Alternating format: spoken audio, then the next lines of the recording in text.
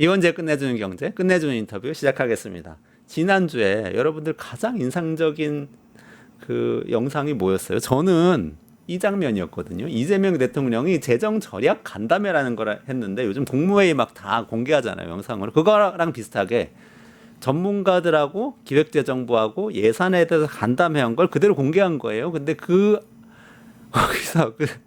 그 현장에서 어떤 민간 전문가가 이거 뭐 기재부에서 공개하면 됩니다 라고 얘기했는데, 이재명 대통령이 그 자리에서 기재부 예산실장 왜 그거 공개 안 해요? 그랬더니 예산실장이 뭔가 그게 어쩌고 저쩌고 얘기하려고 그러는데, 아니 공개하세요, 할 수 있잖아요, 하세요 라고 하는 장면이 엄청나게 돌아다녔는데, 그 장면의 주인공을 모셨습니다. 정창수 나라살림연구소 소장님 모시겠습니다. 안녕하세요. 네, 어서 오세요. 안녕하세요.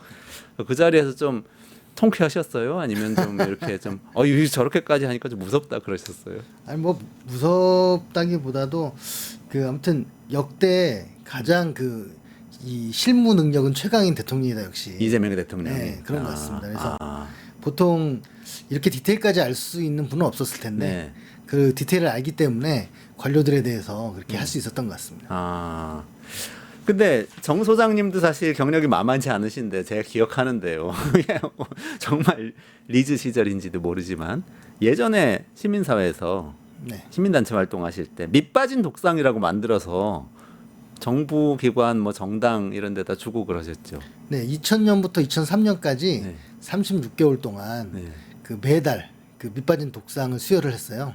그게 뭐죠? 밑빠진 독이라는. 그러니까 예산을 왜 밑빠진 독과 두꺼비라는 거 있잖아요, 옛날. 꽁치팥집 막 할 때. 그래서 독이 밑에 빠져서 물을 아무리 부어도 계속 빠지는 그 예산 낭비를 상징하는 건데, 그거를 매달 그 시상식을 했어요. 물론 보고서가 있죠. 물론 보고서가 있는데 낭비한 걸 상을 주는 거. 낭비하는 상이에요. 그래서 그 해당 기관을 방문해서 상을 주고 하니까 언론들이 재밌잖아요. 네. 방송 3사 항상 그 취재해가지고 보도하고 했는데, 네. 그러다 보니까 그 16번 정도의 사업이 중단되거나 예산이 삭감됐어요. 그래서 1조 4천억 정도 제가 세이브를 한 거죠. 당시에 제 월급이 80만 원이었습니다. 시민단체여서. 그래서 1조 4천억 원을 절감해 드렸는데 월급 80만 원이고. 거의 1000배 이상의 그 효능이 있는 시민운동이었다. 그 때문에 교과서에도 실리고 제가 이제 후원이 많이 생겨가지고 네. 학위도 밟고, 그래서 지금 지금의 제가 됐습니다. 역시 한우물을 꾸준히 파다 보면 정말 성공을 할 수 있다는 그런 그 자부심을 가지셔도 될 것 같아요. 근데 그럼 이번에 이재명 대통령이 했던 재정 절약 간담회도 말하자면 그런 밑빠진 독에서 줄 세는 세금 예산이고 좀 잡아보자 이런 취지로 하게 된 그런 내용인가요? 대통령도 그걸 기억을 하고 있었고, 밑빠진 독상 같은 걸 기억하고 있는 건가요? 기억하고 있어서 그런 걸 좀 한번 얘기해 봐 달라 하는 취지였고요. 사실은 그 예산이라고 하는 게 이제 증세를 해서 확보하는 것도 있지만, 기존에 쓰던 것을 이제 좀 낭비성 혹은 이제 비효율성 이런 사업들을 줄여가지고 하는 게 구조조정이라고 생각하고요. 그렇게 좀 찾아보자 하고 만든 토론회입니다. 그렇군요. 근데 그 사이에 밑빠진 독상 하신 게 아주 젊으셨을 때죠? 그렇죠. 25년 전. 25년 전. 그 사이에 이재명 대통령은 뭐 시민운동하고 뭐 인권 변호사 하다가 성남시장하고 경기도지사하고 이렇게 쭉 행정가의 길을 걸어왔잖아요. 그 사이에도 교류가 혹시 있으셨어요? 네, 뭐 그 성남시장 할 때부터 쭉 관련이 있었고요.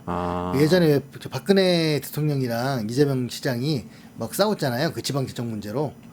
그랬었죠. 네, 그때도 성남시 공무원들이 저희 연구소 와서 막 표 만들고 저희랑 막 숫자 만들고 하는 그런 그 싸움의 도구를 만드는 걸 했었어요. 그리고 경기도 지사 할 때도 제가 인수위원 자문위원회 했고, 그리고 지금까지 이렇게 온 거죠. 그러면 주로 이전에는 성남시나 경기도에서 예산을 써야 되는데 중앙정부가 못 쓰게 하거나 아니면은 뭔가 이렇게 항목 바꿔가지고 도지사나 시장이 원하는 곳에 써야 하는데 그게 잘 안 될 때 그런 걸 풀어주는 역할을 하시는 거예요. 돈 찾아주고. 제가 힌트를 많이 주고 표도 이제 그려주고 하는데, 보통 보면 그 소리가 뭔 소리인지 못 알아듣는 사람도 있는데, 이재명 대통령은 그 당시에 하나를 가르쳐주면 몇을 활용을 하시는 거예요. 그러니까 행정에 정말 굉장한 능력이 있으시군요. 보통 정치인들이 숫자에 약한데. 예, 그렇죠. 그러니까 제가 사실은 거의 대통령이나 대통령 후보들 과외를 많이 했거든요. 네네. 거의 주요한 후보는 거의 다 했는데 가장 잘 이해하는 분입니다. 숫자에 빠른가요? 이재명 대통령? 숫자, 팩트 이런 거에 대해서 굉장히 좀 빨라요. 기억력이 좋고. 네. 그 이제 아랫사람 입장에서는 굉장히 무서운 분이시네요. 그 이번에 저는 영상을 쭉 봤는데요. 재정 절약 간담회 하실 때. 근데 그 내용을 보니까 처음에 기획재정부에서 어쨌든 발제를 한 거죠. 네네. 이렇게 지출 구조 조정하겠습니다 하고 발제를 한 내용이 있었어요. 예, 예. 그 내용을 시작할 때 보니까 뭐 제로 베이스 예산을 하겠다. 그리고 뭐 27조 원이든가요? 지출 네. 구조 조정 하겠다. 뭐 그리고 1000몇 개 뭐 항목을 이렇게 네. 절감하고 이렇게 쭉 얘기를 했는데 그거 들으시면서는 어떠셨어요? 그래서 제가 이제 처음에 제일 먼저 이제 말을 꺼낸 게 저였는데 왜 그러냐면 지출구조 조정을 맨날 했다고 하는데 뭘 했는지를 한 번도 공개한 적이 없어요. 그래서 제가 그 리스트를 공개하라. 그래야 평가를 할 거 아니냐. 네. 잘했는지 못했는지. 네. 그런데 한 번도 하지 않고 계속 했다고만 얘기하는데 저희는 이제 그 약간 뭐랄까 의심을 하는 거죠. 왜냐하면 저희가 조사를 해보니까 문재인 정부 때는 확장 지정하라고 하니까 네네. 뭘 했냐면 그 융자금을 그 27조에서 49조로 늘렸어요. 그러면 그 융자금 늘린 건 사실은 숫자는 커지지만 별로 이렇게 차이가 없거든요. 융자금을 늘렸다. 그게 그러니까 무슨 말이지? 정부가 돈을 빌려줬다는 예, 빌려주고 다시 돌려받잖아요. 거. 나중에 받을 거죠. 예, 그럼 확장 지정이라고 보기가 좀 묘하죠. 그렇죠. 그리고 저 윤석열 정부 때는 재정 건전을 하라고 하니까 출자금 있잖아요. 이렇게 네. 무슨 공기업이나 이런 곳에 네. 적자나면 출자해주고 그러잖아요. 그거를 줄였어요. 그러면 돈을 들쓴 것처럼 되긴 하지만 사실은 그 공기업의 부채가 늘잖아요. 공기업은 어차피 돈을 써야 되니까 네. 나갈 돈 그대로 있으니까. 그래서 약간 어떻게 보면 이제 그 뭐냐 회계적인 어떤 좀 마사지라고 좀 하는데 그런 식으로 좀 넘겨버리는 경우가 많고 아니면 또 기존 사업의 양을 줄여가지고 지출구조 조정했다고 해요. 그래서 이번에도 1,300건 했다고 하는데 제가 우리나라에 세부 사업이 여러 가지 단계가 있는데 세부 사업이 9,350개예요. 그 9,350개에서 1,300개냐 기준이 뭐냐? 만약에 1,300개라면 대단한 거다, 혁명을 한 거다 진짜. 그럴 리 없잖아요. 9,350개에서 1,300개를 그렇죠. 줄여서 15%뭐 이렇게 줄였다는 얘기인데 네. 그거는 아니겠죠. 예, 그 일몰을 시켰다고 하는데 그러니까 내역을 공개하는 거죠. 정말 그런지 한번 확인해 보자. 근데 왜 보고서 그렇게 쓰죠? 그러니까는 그게 맨날 하던 것에서 조금 과장을 더 넣은 것 같은데 그 제가 볼 때는 리스트 공개하라고 했으니까 리스트가 오면 저희가 그 부분을 충분히 규명을 할 생각입니다. 그러니까 무조건 공개하세요 했던 그 내용이 바로 그 리스트입니다. 지출구 조정했다는데 뭘 어떻게 했다는 거냐. 그 리스트를 원래 공개를 안 했었나요? 안 했어요. 한 번도 한 적이 없고요. 그러니까 이제 그걸 약간 잘못 알아듣고 예산 그 기재부에서는 공개하고 있습니다. 그거는 이제 예산 설명서를 공개했다는 얘기죠. 그 예산 중에 뭐가 지출 규정한 건지를 알려줘야 되는 거잖아요. 저희가 9,300개를 더듬이를 해도 알 수가 없잖아요. 그렇죠. 그러니까 지금까지 공개하던 건 그냥 통으로 전체 사업을 하나 모든 예산을 그냥 나중에 국회에 제출하면서 네. 공개는 했는데 그게 설명서가 50만 페이지거든요. 그러면 그거는 볼 수가 없잖아요. 우리 짐작만 할 뿐이지 알 수가 없죠. 그럼 지출 구정했다는데 실제 지출을 줄였거나 사업을 없앴거나 줄인 사업들이 뭔지 리스트와 금액을 그대로 공개해라라고 대통령이 지시한 거죠. 기재부에 지시한 거죠. 네. 이전에는 기재부한테 이런 이 요구는 계속 하셨을 거 아니에요. 아이고 뭐 정무계 청구도 하고 국회를 통해서 압박하기도 하고 별 노력을 다 했죠. 근데 저 공개하지 않았고 그래서 저희는 안 했을 거라는 의심을 하는 거죠. 했으면 공개할 텐데. 구조조정을 안 해놓고 했다고 거짓말을 했을 것이다. 그러니까 사전에는 이익 집단들이 바로 하니까 안 된다고 치더라도 하고 난 다음에 공개해야 될 거 아니에요. 하고 난 데도 공개 안 하는 것은 안 했을 가능성이 높다. 저도 사실 그때 소장님 같이 계셨죠. 저 국회 그 예결위 특위할 때 처음에 공청회 하잖아요. 그렇죠. 전문가들 불러다가 같이 한번 발표했었죠. 네, 발표할 때 그때 보니까 그때도 이 얘기 있었잖아요. 네. 이 리스트 달라고 하니까 국회의원 한 40명 있었는데 네. 막 10몇 명이 다 그거 달라 하는데 그 자리에 나왔던 기획재정부 공무원이 끝까지 안 주겠다고 했어요. 그렇죠. 정말 놀랐어요. 저는 국회의원이 센데 이렇게 집단적으로 얘기를 해도 공무원이 어떻게 안 한다고 얘기를 하지?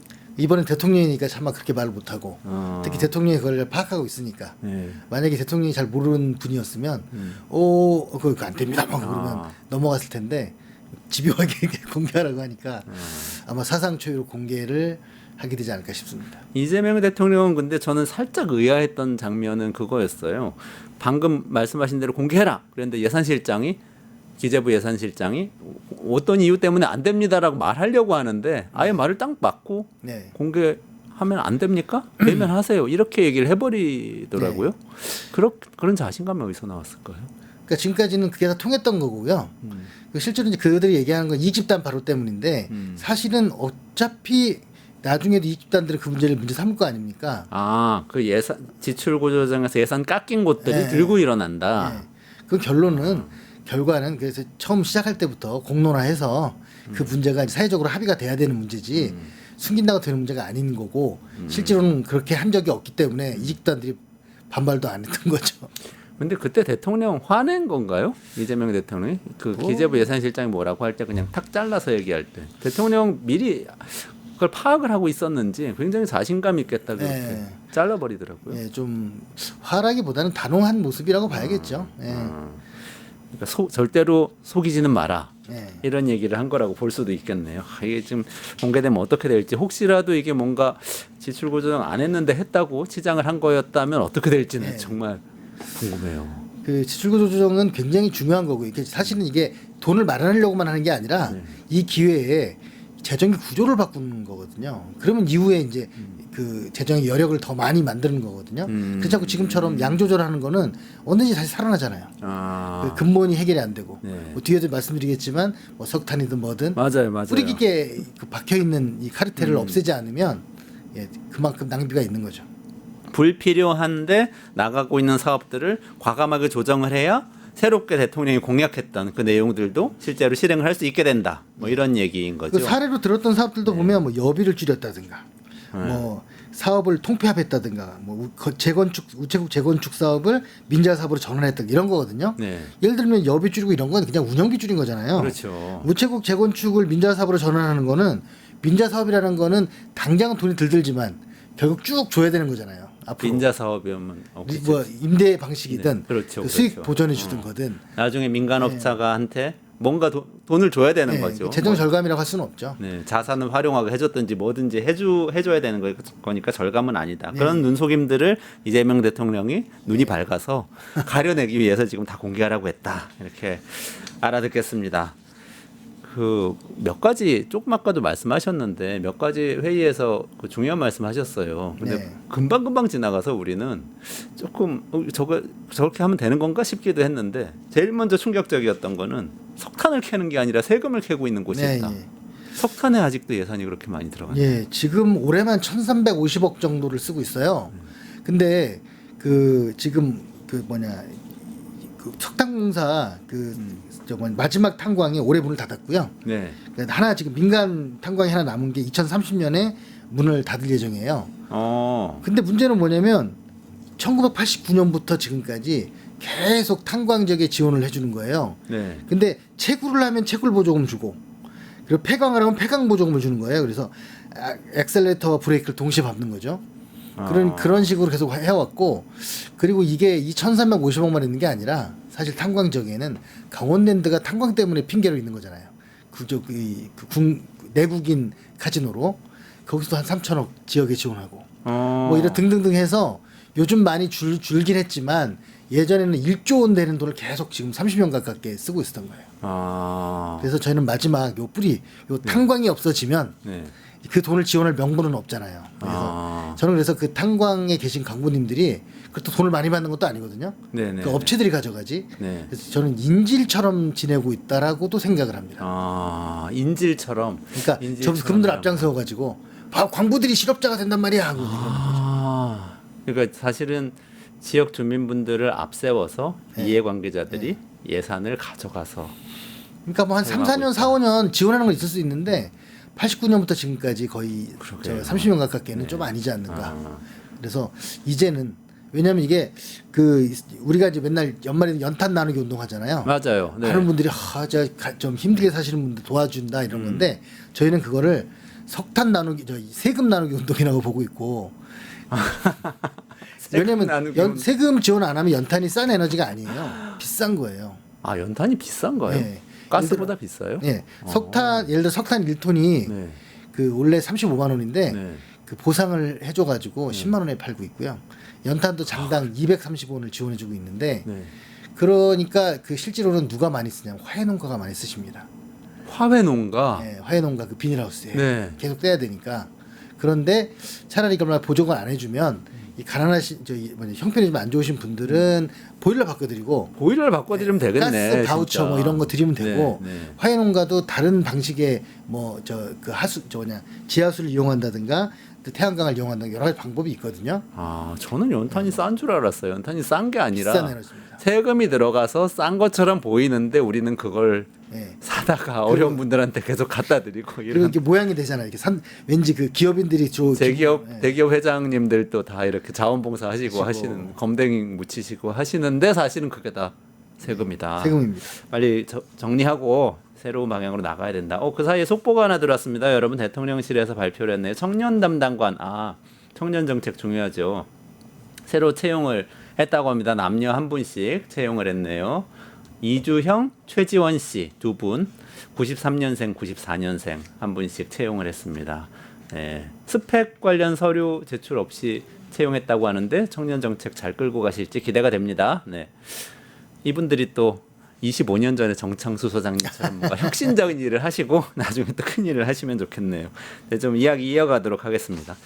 석탄업도 사양산업인데 지금 SOC 이야기도 그 간담회에서 하셨죠. 네네. 그 SOC 사업들 구조조정이 많이 필요한 그런 상황인가요? 예, 지금 화면을 보시면 네, 그 노트북 화면으로 좀 네. 전환시켜 주세요. 네네. 지금 좀 이게 말씀해 주시죠. 네. 우리가 이제 SOC 사업이 오르냐 그르냐는 또 다른 문제인데 네. 그나마 편성된 SOC 사업들이 음. 집행이 굉장히 부진해요. 이 표에도 보시는 것처럼 집행률 0%인 사업이 꽤 많거든요. 이 작년에. 네. 근데 이 사업이 작년만 0%냐? 아니고 재작년에도 0%고. 근데도 이 정치인들과 관료들이 집행률이 0%라는 거는 예를 들어서 도로를 짓고 있는데 짓고는 있는데 진척은 안 됐다라는 예. 건가요? 예를 들어 세종 청주 고속도로다. 네네. 그러면 1,198억을 편성했는데 한 푼도 못 쓴 거죠. 그래서 왜 그렇죠? 아니 설계가 안 됐거나 보상이 안 됐거나 아니면 그 계약이 안 됐거나 여러 가지가 있을 수가 있는데 네네네. 사실은 이제 그 준비가 된 다음에 해도 되잖아요. 네. 근데 이제 이 정치인들이나 이런 사람들은 내가 우리 동네에 공사 하나 따왔다, 도로 건설을 했다, 이걸 이제 얘기하려고 하는 거고요. 기업인들은 실제로 공사를 할 준비가 안 돼 있어도 딱 예산이 편성되면 그 금융권의 비밀인데요. 내가 정부 예산 사업을 1,000억짜리 땄다. 그러면 그게 담보 효과를 발생을 해서 저리의 융자를 받을 수가 있어요. 그래요? 예, 그게 비밀입니다. 그거 진짜 큰 비밀이네요. 그러면은 예산을 하나도 지출을 하지 못하더라도 일단은 건설회사하고 정부가 계약을 한 다음에 그냥 예산을 한 푼도 지출 안 하고 놔뒀을 때 그 기업은 그 정도- 계약했다는 것만 가지고 가서 몇 프로 금리 그러니까 사실 금융권 입장에서 보면 큰 거예요. 주택담보보다 더 효과 확실하죠. 왜냐하면 그 돈은 확실히 올 거니까. 네네네. 그래서 그래서 어떤 공무원이 저한테 그런 말 하더라고요. 이게 기업에 대한 배려래요. 그래서 제가 배려와 비리는 동의어다. 배려와 비리. 그러네요. 비음 리을이네 둘 다. 그러니까 배려를 할 수는 있지만 예. 제도적으로 정당한 과정을 거쳐서 배려해야죠. 지원을 하든지 투자를 하든지 해주는 건 하지만 이거는 안 하는 공사를 한 것처럼 꾸며가지고 네, 그래서 금리 우리 혜택을 받게 해준다는 거죠. 대표적으로 해서 한 15조 정도를 저희가 일단 본 거고 더 많지만 음. 일단은 당장 안 써도 되는 돈이 네네네. 진척이 되니까. 그런데 지방 가면 또 이거 몇 배가 더 있죠. 중앙은 그래도 좀 나은 편인데 네. 지방은 더 문제가 많습니다. 그러면 사실은 또 많은 기업들이 실제로는 거의 사업이 안 되고 있는데 이렇게 저렇게 해서 연명을 하고 있는 그런 경우들도 있겠어요. 그 좀비 기업 얘기도 나오긴 예, 하던데. 광급공사는 이래저래 기업들한테 돈거리죠. 근데 그런 거를 싹 정리를 하면 우리한테 좀 더 부담이 되는 부분이 있진 않나요? 어떤 부분이 좀 절약이 되나요? 예산이 한 푼도 안 나갔다니까 또 예. 이거 그냥 놔도 되는 거 아닌가 이런 생각이. 기회 비용이죠. 그러니까 이 돈을 이렇게 몇 년 동안 몇 조를 이렇게 묵히고 있으면 그 몇 년 동안 그 돈을 딴 데 쓸 수 있는 거잖아요. 그렇죠. 그러니까 저는 그 많은 공무원들이나 이 정치인들이 어차피 쓸 돈 아니야라고 하지만 경제는 기회 비용이잖아요. 네. 그래서 다른 곳에 못 썼기 때문에 일종의 범죄라고 저는 생각합니다. 아. 근데 그 생각을 안 하는 거죠. 그러니까 예를 들어서 예산을 1,000억 편성해 가지고 그 해에 0원 썼어요. 하나도 못 썼으면 그거 그대로 다음 해로 넘어갑니까? 예. 아. 계속 몇 년씩 넘어가는. 계속 넘어가는 거예요. 그럼 계속 거기에 있고 언젠가는 받을 거야. 예. 근데 지금 당장 급한 일들이 많은데 먼저 쓰고 나중에 그 진짜 진행될 때 또 그죠. 편성하면 되는 거잖아요.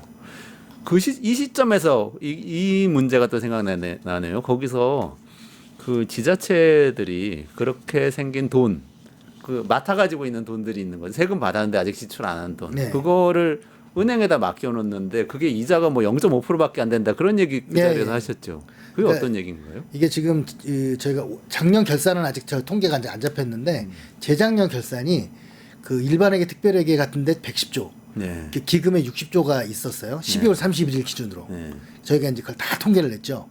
그러면 170조잖아요. 그러니까 그게 일반 회계와 기금을 합쳐서 170조가 지자체들이 갖고 있는 예.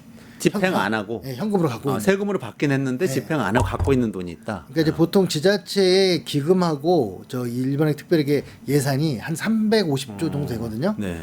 그 한 반 정도가 있는 거예요. 아, 그러니까 그런 식이구나. 예, 돈이 왜냐면 그 돈을 바닥나게 갖고 있지는 않을 거 아니에요. 파킹 통장 같은 거잖아요, 예. 그게. 그래서 돈을 갖고 있으면서 들어오고 쓰고 하는 건데 그거가 지자체마다 비슷한 추세인데 거기서 나오는 이자 수입 네. 결산 기준으로 그것도 어마어마하거든요. 이자 수입이 평균 1.6%밖에 안 되는 거예요. 1.6%요? 예. 요즘 그냥 은행에 예금해도 4, 5% 나오는데 네. 그 저축은행 한 4, 5%도 나오지만 그냥 시중은행에 가도 2.5%뭐 이렇게는 그냥 나와요. 근데 지역에 따라서 최저 0.5 지자체가 있고 최고 4.7이 있는 거예요. 제가 그 대통령 토론회에서는 어딘지라고 얘기를 안 했는데 여기서 네, 말씀해 주시죠. 최저는 저 대구 달성군 대구 달성 구 말고 군. 농촌 지역의 군. 네, 네. 최고는 전남 영광군이에요. 그 두 군데는 환경이 그렇게 차이가 나는 것 같지는 않은데. 그렇죠. 이거는 둘다 액수가 농촌 아니라 지역이고. 비율이잖아요. 네네. 그러니까 예를 들면 뭐 돈을 많이 써서 저 잔액이 적더라도 이자 비율은 또 다른 문제니까. 네네네. 그러니까 만약에 달성군이 영광군만큼 하면 4.2%를 더 하는 거잖아요. 네네. 그러면 저희가 이제 보통 한 2, 3천억 정도 있거든요. 달성군이 항상. 그러면 4% 더하면 얼마입니까? 그러면 한 120억. 120억이나 되네. 그럼 군 예산 120억 추가되는 거잖아요. 그럴 수 있는데 그럼 그 돈은 어디로 갔느냐? 농협이 갖고 있는 거죠. 그 금고가.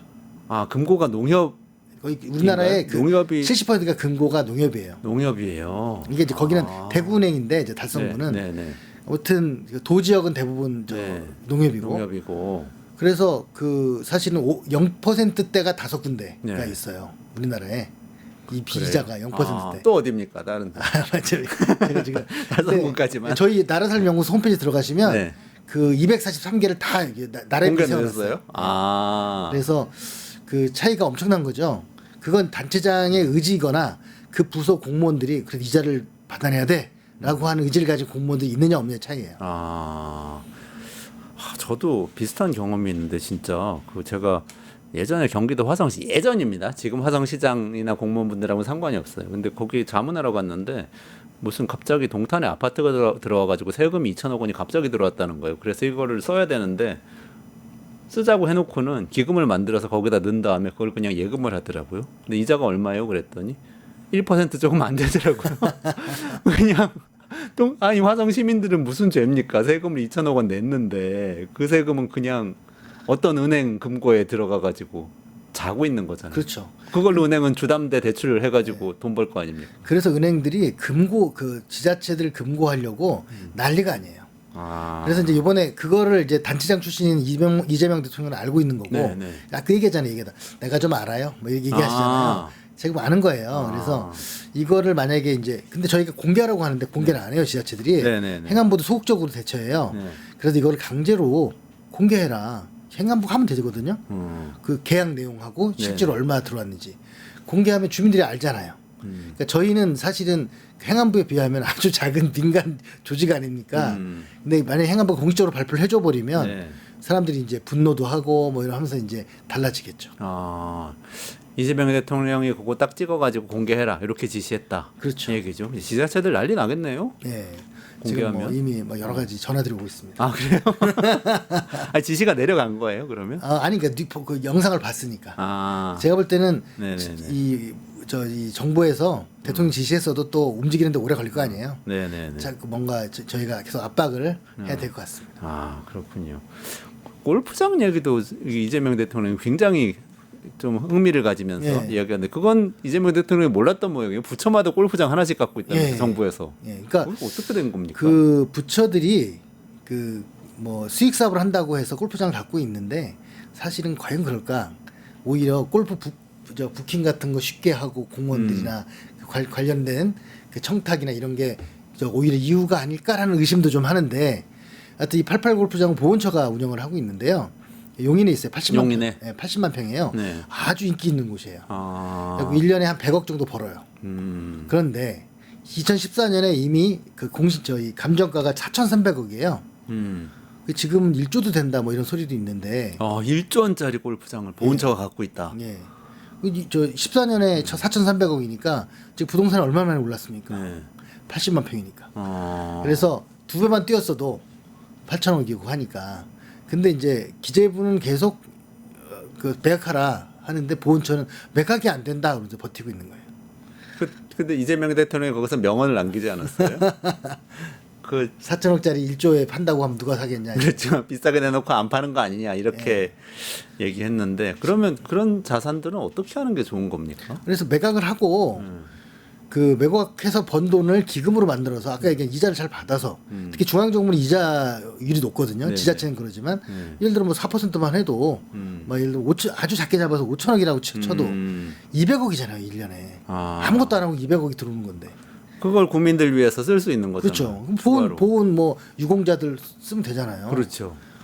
와. 그래서 무슨 뭐 유공자들 가서 골프 칠 것도 아니고 네. 충분히 저는 그 11년 전에 4,300억이니까 한 7, 8천억은 가볍게 갈 거라고 봐요. 아니 그 자리에서 이재명 대통령께서 정 소장님 뭐 있는 거죠? 뭐 그랬는데 소장님이 아이 뭐 그것까지는 그러면서 얘기 안 하셨는데 그 얘기가 무슨 얘기입니까? 골프장 얘기하다가 그 얘기 나왔던 거. 뭐 차마 얘기하기 이제 네. 아니 뭐 여기 유튜브니까 얘기하면 네. 그 골프장을 있는 게 그 권력이라고 생각하고 그걸 거기서 그냥 골프 치고 싶은 분들이 많은가 봐요. 아 그 부처의 부처든 내용 아니면 극히 일부의 이 분들이 관련 하시는 분들이 뭐 정치인들 아니면 무슨 뭐 수사기관, 감사기관 이런데 권력기관에 계신 분들. 네. 야 그거는 거의 사실일 것 같습니다. 저는 골프장 부킹이 이 우리 사회 이른바 좋은 말 아니지만 사회 지도층, 엘리트 계층, 우리 사회의 지배층 그분들한테는 굉장히 중요한 일이잖아요. 저 지난번에 유석열 대통령도 태릉 골프장 맞아. 왜냐 공공이 운영하면 자기들이 멋대로 할 수가 있거든요. 아. 통제하고. 그래서 혼자 칠 수 있었던 네. 거죠. 태릉 골프장은 거기는 어디서 관리하는 거죠? 군인가요? 국방부일 거라. 네, 네, 국방부죠. 정확히 알아봐야 되는데 국방부. 네네네. 그런 식으로 부처에서 골프장 하나 갖고 있으면 마음대로 통제하면서 네. 권력기관 부킹을 해줄 수도 있고. 저 그때처럼 뭐 대통령을 모셔가지고. 야 이거 진짜 이거야말로 진짜 비리에 가까운 거 아닙니까? 예. 이번에 좀 잘 정리가 됐으면 좋겠습니다. 이것 이외에 그 자리에서 얘기하셨던 내용 중에서 좀 강조하고 싶었는데 덜 하셨거나 그런 내용 있으세요? 뭐 그 외에도 뭐 저기 그 뭐냐 SOC 했고 저기 산업단지도 산업단지도 했고 있었고. 했는데 얘기를 다 못한 것 중에 재밌는 게 하나 있었는데 제가 네네. 깜빡하고 얘기 못한 것 중에 하나가 그 이부고도청 문제 있었어요. 이부고도청. 네, 이것도 아마 재밌어서 했었을 거예요. 이부고도청이 있는지 모르는 시청자분들도 많으실 거예요. 우리나라 이부고도청이란 정부기관이 있습니다. 설명해 주시죠. 북한 지역에 5개 도가 옛날에 있었던 거 아니에요. 네네네. 함경도 2개, 평안도 2개, 황해도가 있잖아요. 그래서 거기에 명예도지사를 이제 임명하고 네. 읍면 동장을 임명해놨어요. 읍면 동장까지 있어요? 있어요. 저 그거 뭐. 저는 통이장까지 안 있는 것만 다행이라고 생각하는데 그분들한테 명예가 아니었던 거예요. 오도청 도지사는 네. 그 차관급이거든요. 네. 그래서 1억 6천만 원에다가 기사에 월급을 줘요? 예. 그래서 대충 기사 월급까지 생각하면 2억이 넘는 돈을 이제 지원받는 걸로 1인당. 도지사 1인당 5명이니까 한 뭐 대충 10억 정도 그리고 나간다 이제 생각해야 기타 되는. 읍면 동장 수당까지 해가지고 한 100억 정도 씁니다. 100억이요? 네. 와. 차라리 이거를 그분들 정말 무보수 명예직으로 바꾸고 네. 무보수여도 명예직이잖아요. 그렇죠. 내가 함경도 출신이면은 함경도지사 할 그걸로 만하죠. 실향민들을 위한 다양한 사업을 할 수 있잖아요. 100억이면. 그런데 그분들한테 다 수당으로 가고 다 이제 한다는 건 문제가 있지 않느냐. 우리나라가 그러니까 우리나라가 대한민국이 이부 북한에 있는 도 5개를 관리하는데 지금 연간 100억 원씩 네. 예산을 쓰고 있다 지금 이 말씀이시잖아요. 그러니까 뭐 이가 뭐 정말. 우리가 통일을 해야 되니까 뭐 그런 걸 필요하다라고 주장할 분들도 있을 텐데 명예직으로 하면 되죠. 무보수 명예직. 그렇죠. 그걸 준비하고 있다. 그리고 그분들이 통일된다고 해서 바로 가서 도지사 하실 것도 아니잖아요. 그리고 이제는 다 돌아가셔가지고 실향민도 아니에요. 그분들이. 아 그래요? 그러면 누가 합니까? 아 이제 뭐 혹시 전직 공무원 뭐? 물론 실향민의 자녀들이 이제 많이 오겠지만 아, 그래서 조금 문제가 있다고 봅니다. 아, 그것 말고도 또 얘기 하나만 더 네네네네. 말씀드리면 우리 저 중앙 정부에서 네. 민간 보조금을 한 21조 줘요. 21조 원 엄청 크네요. 주는데 뭐 여러 가지 다양한 게 있죠. 뭐 R&D도 있고 여러 가지 네네. 있는데 근데 그게 쓰고 남는 돈이 있어요. 보통 그게 1년에 1조 가까워요. 아, 근데 그거를 징수를 안 하거나 징수를 결정해 놓고도 그 환수하지 않아요. 그러니까 보조금을 어떤 단체든 뭐 기업한테 네. 줬는데 안 쓰면 원래 반납하게 돼 있는 네, 거지 네. 보조금 원래 보조금 목적이 정산해서. 있으니까. 네. 근데 근데 그걸 안 받는다고. 안 하고 있어요. 그래서 작년에 한번 기재부 부서가 일제 정리를 한번 했는데 네. 한 4조 정도 환수했어요. 네. 근데 매년 1조가 반복된다는 거예요. 그거는 뭐냐면 부처한테 맡겼더니 네. 부처들이 괜히 그거 해가지고 또 뭐 단체들 반발이 있고 뭐 반발이 있어도 반납해야 될 거 아니에요. 네, 네, 네. 뭐 그런 식으로 해서 1년에 1조가 그렇게 민간한테 아. 저 일종의 이제 회수하지 않는 아. 돈들이 있다는 거죠. 아, 그것도 좀 재미있는. 그거 왜 안 해요? 그거는 1조 원을 쓰면 진짜 그걸 예를 들어서 복지했으면 엄청난 네. 또 그 복지 정책을 쓸 수가 있는데 한 개 정도 만들 수 있을 것 같은데 네. 전국 사업을. 그러니까 저는 참 답답한 게 뭐냐면 부서가 칸막이를 하고 적극적 행정을 하지 않아서 놀고 놈들이 이렇게 많은 거예요. 네. 예를 들면 저기 복지 신청주의 논란도 이번에 그거잖아요. 아, 신청주의 그거 중요한 거죠. 제가 이제 그 얘기할 때 그 얘기를 했었는데 지자체가 1년에 모든 지자체가 100억 이상을 보조금을 반납해요. 100억 원 이상을. 네, 뭐 어떤 데는 500억도 있고 막 그러는데 1000억도 있고 그러는데 그게 뭐냐 그 보조금 반납하는 거에 상당수가 복지 보조금 반납이에요. 아, 그러니까 이재명 대통령이 얘기한 게 신청주의란 얘기가 여러분 이 얘기였거든요. 왜 복지를 꼭 신청해야 줍니까? 그게 아니고 그냥 정부에서 자동 지급하면 되잖아요. 이렇게 얘기를 네. 했잖아요. 요즘 세상에 뭐 다 공개되어 있는데 자동 지급하죠. 그 얘기죠. 네, 그렇죠. 근데 뭐 송파 차면서 세모녀 사건이 있으니까 그 비슷한 사람을 찾아서 주라고 돈을 딱 주면 네네. 적극적으로 안 하고 아. 신청 안 하네요. 그래서 이제 돈 반납하는 거죠. 아. 근데 그 돈이 지자체마다 100억에서 뭐 수백억이 되니까 결국 한 2, 3조가 넘어가는 거죠. 공고했는데 신청자가 없어서 못 쓴 돈이 한 네. 2, 3조가 된다. 그리고 거기 그날도 이제 논란이 됐지만 본인이 받을 의사가 있어야 준다 이렇게 얘기를 하잖아요. 네네네. 받을 의사가 없으면 반납하면 되겠지. 그렇지. 일단 주는데 안 받아요 그러면 가져오면 되는 아니 거. 가져오면 되고 또 본인이 진짜 받기 싫으면 반납하면 되죠. 아, 그렇죠. 반납하면 되죠. 그것까지 뭐 복지 대상자인데 대상 잘하면 근데 그거는 이런 거 아닐까요? 공무원이 담당 공무원 입장에서 볼 때는 신청 받아서 신청 안 들어왔으니까 못 줘요라고 하면 자기 책임 아닌데 그렇죠. 뭐 자동 지급이야 그러면 본인이 찾아서 줘야만 하는 의무가 생기잖아요. 아 근데 이제 그것도 지금은 이제 찾아서 요청하는 것까지 적극 행정인데요. 근데 그게 아니라 예를 들어 이번에 소비 쿠폰도 어떻게 됐습니까? 다 지급이 되잖아요. 네네네. 그러니까 예를 들면 국민 1인당 자기가 행정용 계좌를 하나씩 갖고 있으면 되지. 그렇잖아요. 아, 그러면 다 소득이 다 네네네. 파악이 되면 네. 주면 되는 거잖아요. 아, 그리고 이제 요번에도 제가 그 국세청 공무원한테 들었는데 네. EITC 같은 거 주잖아요. 1년에 네네네. 근로장려금이죠. 5조 네. 6조 주잖아요. 근데 2,000명이 넘는 국세청 직원들이 일일이 전화해서 받으시겠습니까? 물어보고 하는 게 너무 힘들다는 거예요. 아. 자동 지급 해버리면 500명이 일이 없어진대요. 500명이 공무원 500명이. 네. 그러면 이제 그거 500명이 다른 사각지대 찾고 뭐 이럴 수 있잖아요. 아, 그렇죠. 못 받으신 분들 찾고 또 뭐 혹시 뭐 세금 탈루하는 사람들 네. 찾아가지고 부정수급 있나 그거 찾고 막 이럴 수 있죠. 잡아내고 이런 일을 하면 지금은 되잖아요. 당연히 줄 거를 하는데도 시간이 이제 부족한 거죠. 아, 그렇게 바꾸면 되는데 그 이재명 대통령이 그런 것까지 챙기실까요? 어떨까요? 그거 그거를 큰 화두를 던져놓긴 했는데. 일단은 그건 복지계에서는 엄청나게 큰 사건이에요. 네. 아마 그렇게만 된다면 이재명 대통령은 아마 역사의 길이 남을 역사의 길이 남을 대통령이 된다. 복지계의 염원이에요, 그게. 계속 챙겨서 되도록 만들어 주시면 좋겠습니다. 네. 마지막으로 요거 한두 가지만 더 정리하고 친일파 재산 얘기가 나왔는데요. 네. 저는 그것도 놀랐는데 친일파 재산이 지금 우리가 해방된 지가 벌써 80주년 아닙니까? 광복 80주년인데 네. 어떻게 아직도 1,500억 원이 환수가 안 된 채로 남아 있어요. 그러니까 이게 많이 문재인 정부 때 많이 좀 환수하다가 윤석열 정부에서는 무슨 일인지 거의 안 하는 게 아닌가 싶을 정도의 소극적 노력. 원래 소송이나 이런 건 보면 오래 걸리잖아요. 네. 빨리 안 하면. 그래서 1,500억이 남아 있는 거고요. 그리고 이제 그나마 지금 며칠 전에 보도자료 한번 나왔는데 일본인 명의의 그 땅도 여의도만큼 있었어요. 그러니까 제가 밑빠진 독상 줄 때는 네. 여의도에 12배가 있었는데 많이 줄었어요. 노무현 정부 때 좀 줄이고 이상하게 정권에 따라서 적극적으로 일본 소유주가 일본인으로 돼 있는 거예요. 동양척식 주식회사 뭐 이렇게 총독부 뭐.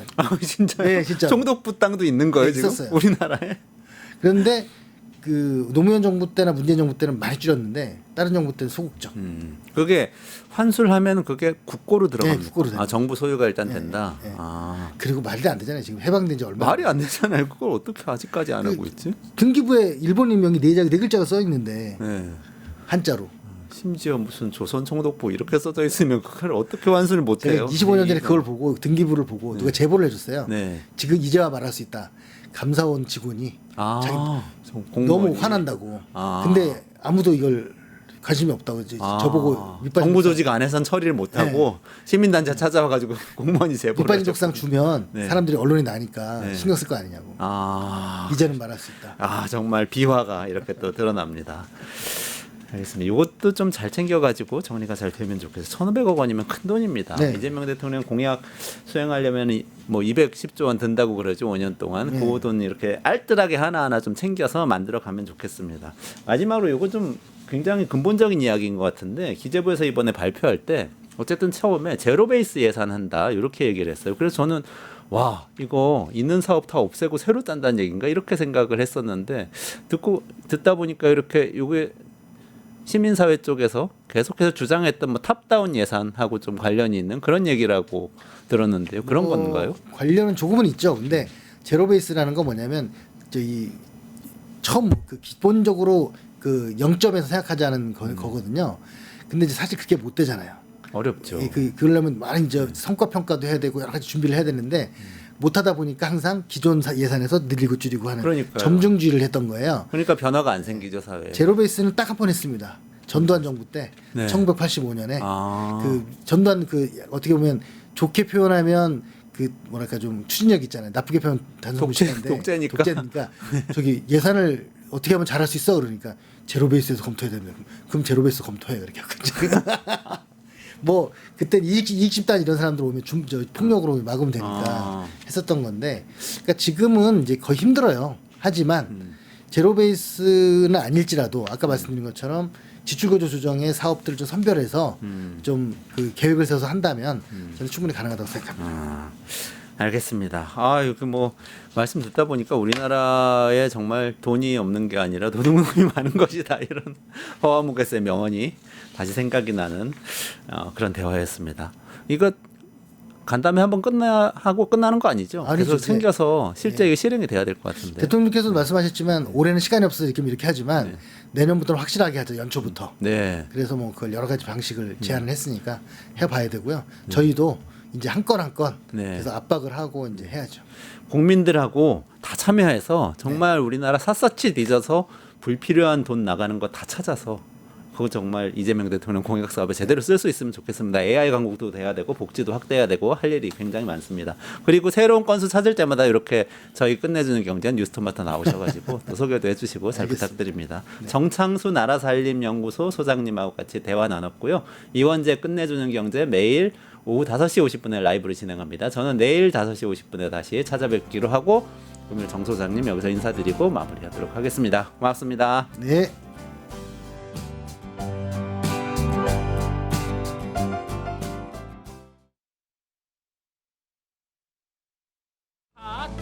하증권통합.